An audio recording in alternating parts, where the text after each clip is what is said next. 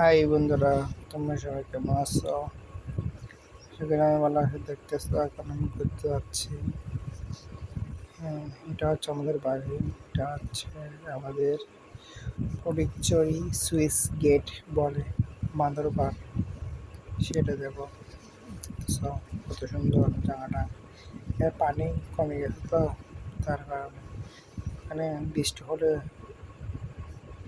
পানি বেশি হয়। এখানে বন্যার পানি হয়ে যায় এখানে জায়গাটাতে। দেখো, বৃষ্টি হলে এরকম বন্যা হয়, দেখতেছ?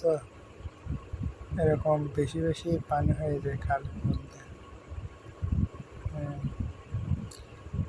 এটা দেখো, এটা হচ্ছে আমাদের গ্রাম, দেখতেছ?